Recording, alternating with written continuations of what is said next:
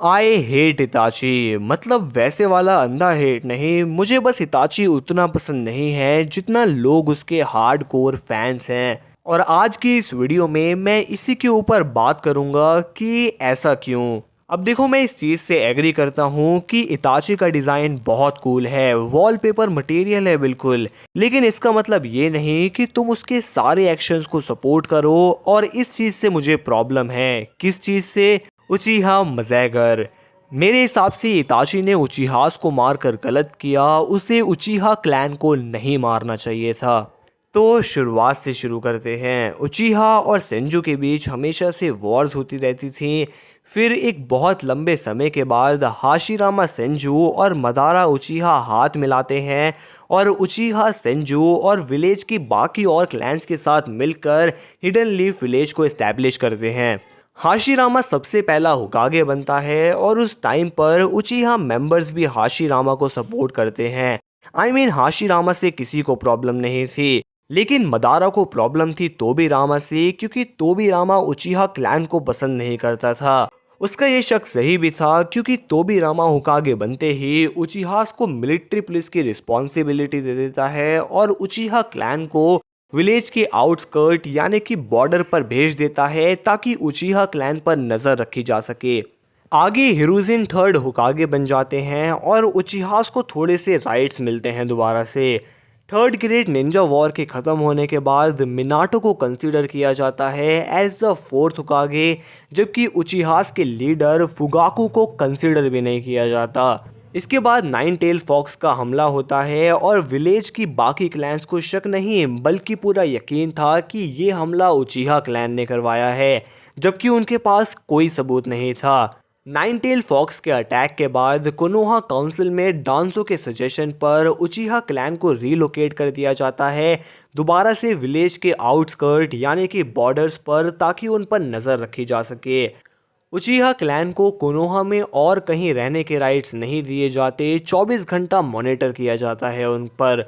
और यहाँ पर उचीहास को लगने लगा कि उनके साथ डिस्क्रिमिनेशन हो रहा है, जो कि उनके साथ हो भी रहा था। इसलिए वो एक रिवोल्ट, एक कूप की तैयारी कर रहे थे। And here comes इताची। जब डांसो उसको बोलता है कि या तो तुम अपने क्लैन को चुन लो या फिर अपने नेशन और सास्के को, जिस पर इताची अपने विलेज को चुनता है। वो विलेज जो कि बना ही था जब उचीहा और सेंजू साथ में आए थे। मतलब उचीहास भी उसी विलेज का पार्ट थे और उनका भी हक था इसी नेशन में रहने का, जो कि उनको नहीं मिल रहा था। तो उनके रिवोल्ट करने में प्रॉब्लम क्या थी? और कोई मुझे ये बताओ कि ये जानते हुए भी कि डांजो ने शिज़ुई की एक आंख ले ली, शिज़ुई ने इताची को बताया था, तो ये जानते हुए भी इताची ने डांजो की बात क्यों माने? डांजो कौन सा होकागे था? इताची चाहता तो ये सारी बातें थर्ड होकागे को बता सकता था। डांजो के इंटेंशंस जो उसने किया था, लेकिन इताची ऐसा नहीं करता। इताची के पास शिज़ुई की एक आंख थी। वो चाहता तो उस आंख से कोतो अमात्सुकामी का यूज़ कर कर फुगाकू की आइडियोलॉजी बदल सकता था और लिटरल उचीहा रिवोल्ट को ही रोक सकता था, लेकिन वो ऐसा नहीं करता। इंस्टीड वो अपनी पूरी क्लैन को ही मार देता है सिवाय सास्के के। सोच के देखो ये कितना सेल्फिश लगता है। क्या उचीहा क्लैन में और किसी को अपने भाई बहन से प्यार नहीं था? क्या तुम्हें ही अपने भाई से ज़्यादा प्यार था? अब तुम बोलोगे कि यार प्लानिंग तो डांसो की थी ना, तो हाँ मैं मानता हूँ, लेकिन कहीं ना कहीं तुम्हें भी ये मानना पड़ेगा कि डांसो के पास सपोर्ट था या फिर एक सॉफ्ट कॉर्नर था थर्ड होकागे और कोनोहा काउंसिल का।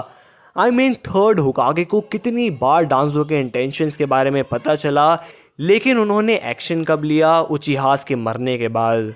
और ठीक है, डांसो था भी, तब भी इताची के पास भी तो ऑप्शन था डांसो को ही मारने का। उसको भी तो डांजो के इंटेंशंस पता थे। अपनी पूरी क्लैन से अच्छा वो डांजो को ही मार देता या कोतो अमात्सुकामी का यूज़ कर देता फुगाकू पर।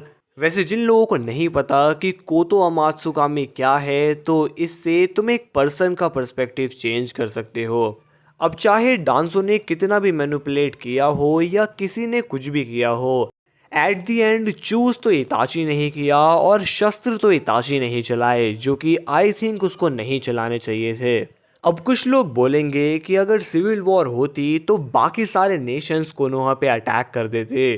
तो तुमने अटैक ऑन टाइटन का वो कोट नहीं सुना क्या कि इंसान तब तक यूनाइटेड नहीं रह सकता जब तक उन पर कोई कॉमन थ्रेट ना हो। एंड आई थिंक उचीहा क्लैन इतनी लॉयल थी। हाँ, उचीहा क्लैन लॉयल थी, वो तो बाकी सारी क्लैन्स उन पर ट्रस्ट नहीं करती थी। आई थिंक उचीहा क्लैन इतनी लॉयल थी कि अगर कोई दूसरा नेशन उन पर अटैक करता तो वो कोनोहा का साथ देती। एंड यहाँ पर उचीहा मजागर की जगह सिंपली ये हो सकता था कि जैसे ही थर्ड होकागे को उचीहा रिवोल्ट के बारे में पता चलता है, वो सारी क्लैन के साथ मिलकर उचीहा क्लैन से बात करते और फुगाकू भी डायरेक्टली बात करता। मतलब भाई मार काट देंगे लेकिन बात नहीं करेंगे। तो इतनी इजी वीडियो, अगर मैं कुछ मिस नहीं कर रहा हूँ तो, और अगर तुम मुझसे डिसएग्री करते हो तो कमेंट में गालियों की जगह रीजंस लिखो। लाइक करो, सब्सक्राइब करो।